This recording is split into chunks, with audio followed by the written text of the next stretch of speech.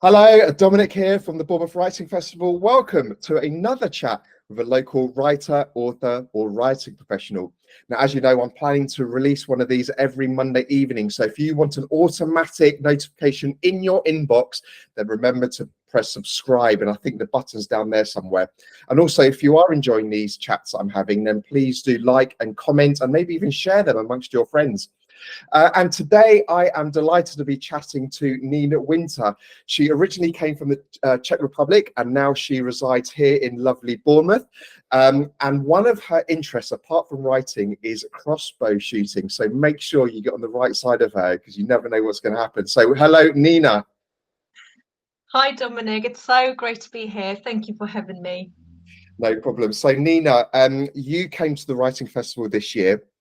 And you met and collaborated and connected with somebody, and you have your first book going to be published later on this year. So I'm really excited to chat to you about your journey. So let's start before the Writing Festival. Tell us a little bit about your background and how you got into writing. So I originally come from the Czech Republic, as you said, and I traveled a little bit in my early 20s. I lived in a few places. I lived in Spain, a couple of places in England, and I also studied in Denmark. So after I finished my undergrad in English Lit, I moved to the area of Bournemouth and stayed here ever since. So I think that writing has always been out there for me. I come from a family of readers, and I think that's inspired me to tell my own stories. And I've always had little stories in my head about characters, but I never thought that I could actually put them down on paper and they could be made real. And it's taken me a lot of time to actually find the confidence. And there's been lots of things that I have done since then to gain the confidence as a writer. I think that I'm incredibly lucky to live in an area that I do, because Bournemouth and the Bournemouth area is incredibly active in terms of book clubs, writing events. So I think that's helped me a lot. I have, over the years, and I've been writing and submitting for 10 years, I have joined various book clubs. For a while, I joined West Bourne Bookshop Book Club, which was absolutely fantastic. I also joined some online ones. I have been a part of local writing groups, to name one, Jurassic Coast Writers, which is absolutely amazing. I also was a part of Dorset Writing Club, so it's National Novel Writing Month Club, which doesn't exist anymore. And over the years, I've done lots of courses. I did a creative writing course at Arts University Bournemouth. I did some book editing courses in London as well. So all these things helped me develop as a writer. And I think connecting with other people, definitely in a place like this in Bournemouth, where it just teams of literary connection, has really helped me. So yeah.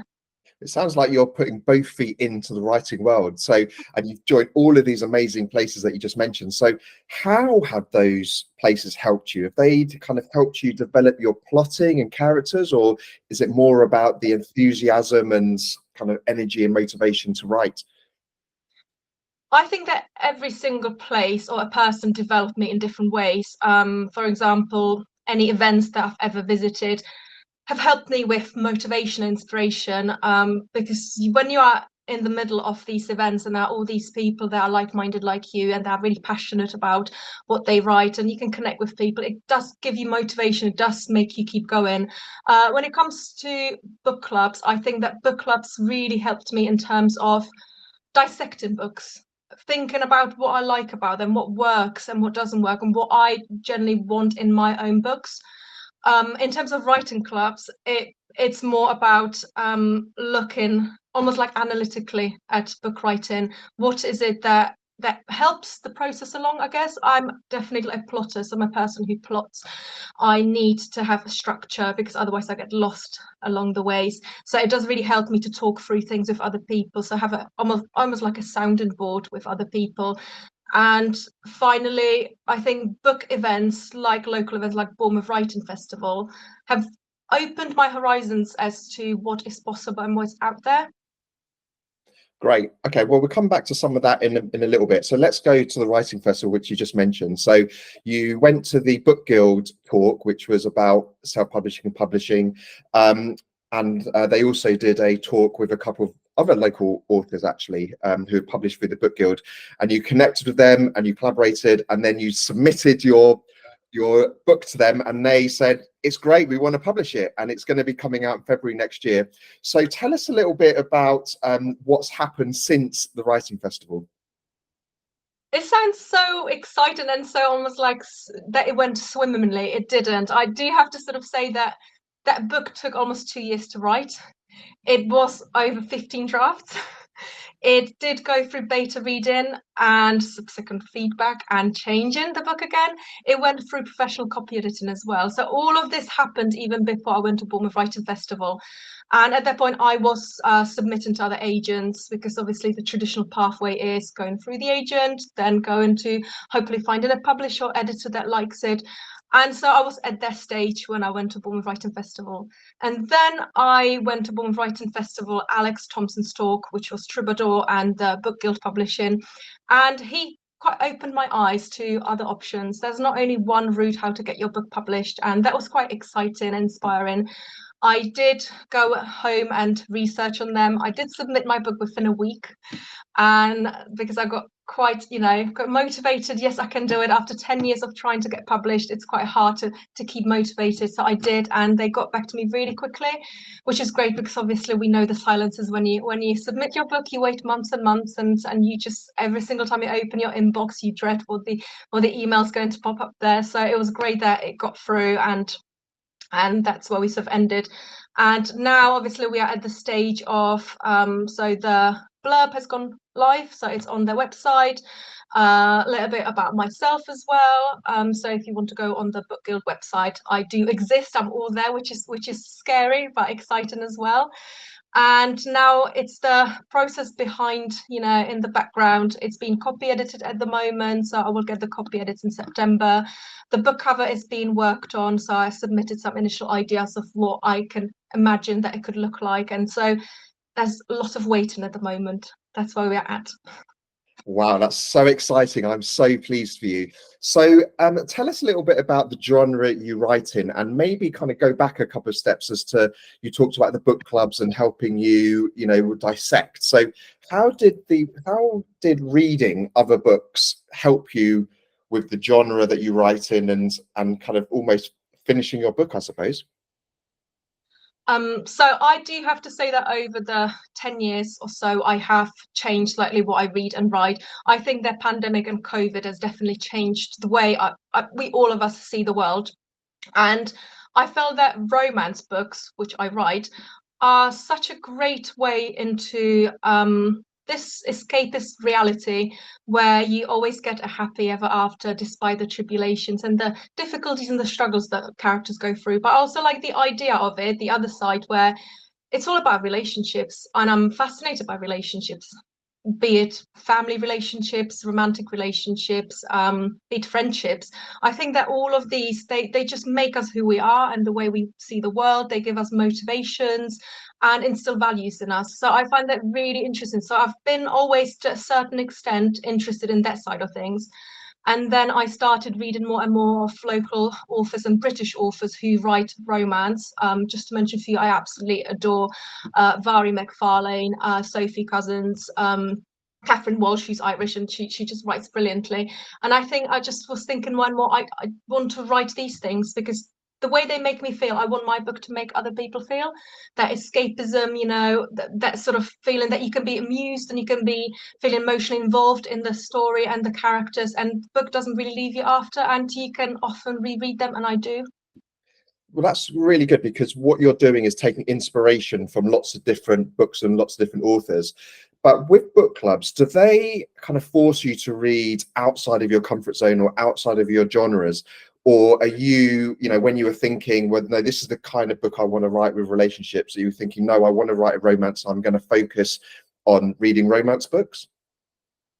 So I've actually joined quite a few different book clubs over the years, and I think it's all extremely helpful. I definitely would say it's really important to read widely, but read within the genre.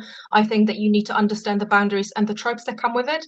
So when I did the Westbourne Bookshop book club, it was brilliant, because basically you came through and there was a table, and on the table you had books. any sort of books, all of it, not even like identified to genres. You just looked at it and what you liked, and then you picked it and you read it. It was all of it proof copies as well, so it was really interesting to actually get your hands on something that is really exciting and potentially not many people have seen. So at that point, I was reading quite widely. Lots of really, really, for me, random books that I really enjoyed. And then I joined some online book clubs that are more into romance book clubs. So obviously I got their side of things, but I do try to read widely. I do like reading nonfiction alongside romance books, but also some classics, because I did study English lit undergrad, so that, you can never get that quite out of your system.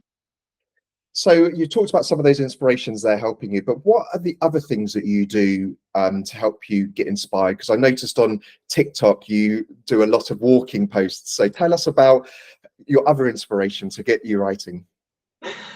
Yes, so just the first thing to say, I do have a really, really active dog. If I do not give him 2 hours of exercise a day, he will let me know and he'll be really grumpy with me and potentially dig in the garden. So, and that's the reason why we got him, because I absolutely love walking. I think we live in such an amazing area locally. You've got everything. You've got the coast, you've got the sea, you've got the forests, you've got the heaths, historic little towns as well. So there's so much to explore, and I love that. And I think that in general, I'm so aware of well-being and my mental health, and I think that walking is one of those things that really helped me. And when it comes to writing, walking really helps me clear my head when I get stuck. And I do get stuck because sometimes, I just want things to be perfect, which is quite tricky when you're working on a second draft and it's not about wording. Walking just helps me to, just come to the conclusion somehow, oh, this is the problem and this is the solution. So that really does help me. Plus, obviously, my dog gives a bit of a comical effect, the things he does sometimes. Does your dog feature in your books, in your writing? No, he doesn't, and that's quite funny because quite a few people ask me whether he does, and I'll be honest with you, he was in the first draft somewhere there, but then I thought maybe I'm not going to add him there. I'm just going to keep him for some later book. Fair enough. You don't want the dog's head to get too big, people No. in the streets. Okay, so tell us a little bit about your future plans. Okay, so I think my future plans are to enjoy the process. I think that it's so difficult for me to have future plans where I'm right in the most exciting time of my life, when I'm taking things one step at a time. So obviously I want my book to find readership. I want my book to be loved by people, and I want the book to enable me to continue writing. I am currently working on a second project, so I'm in the middle of that, and I'm working on a second draft. That's what I mentioned earlier. So I'm going through the worst part of editing, even though I love editing as much as I do. So hopefully, the book will be finished by the end of this year, and I'll be able to start the whole, journey once again. Well, that sounds super exciting. So tell us, if you got any tips and advice for people that are just starting out on their writing journey and kind of as you say, it's kind of getting into the midst of editing, and it's not always fun, is it, editing? So what advice would you give people? So I generally would go for 4 main things that help me and that work for me. That doesn't obviously mean that it will help other people. So just, pick and choose, pick and mix, whatever works for you.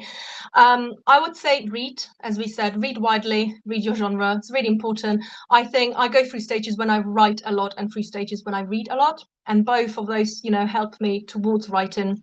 I would say network. No matter where you are at your writing journey, whether you just started writing, you started thinking about writing, you are a published author or about to be published author, I think networking is so important. Go to book clubs, go to writers clubs, go to events, because writing is lonely and it's a roller coaster of emotions. Sometimes you absolutely, loving it, everything's going really well, and you've written this amazing scene. The next day you wake up and the scene actually reads awful and you absolutely hate it, and and you're stuck. So I think it's really important to share those feelings with other people. I also think that it's really important to keep going, no matter where you are at the stage. I've been submitting for 10 years and I had thoughts of giving up quite a few times, but then obviously I argued with myself that I can't, because I do it because I love it and I have to keep doing it. And if the project that I'm working on now is not the one, that's okay, because it will make me feel, a better writer. It will hone my craft, and eventually it will happen if I keep going, if I'm persistent enough. And lastly, write, which is, one of those things that everybody says whenever you go to a writing festival, like as the first piece of advice, write. But write, I mean anything and everything that counts writing. It could be brainstorming with your friends over a cup of tea and a slice of cake, or it could be writing notes in the middle of the night, that make no sense in the morning. It could be just thinking and getting inspired about writing. It could be creating a mood board on Pinterest. Anything and everything's writing. The more inspired you are, the more motivated you are, the more likely you are to finish. And I think finishing the first draft or finishing the first book is the hardest. After that, you can tell yourself that you've already done it and you can do it again. Those are great pieces of advice. Thank you so much, Nina. And obviously with the networking, don't forget that the Bournemouth Writing Festival has regular networking events where you can go and meet and mingle with other writers and kind of talk about all the things that you mentioned.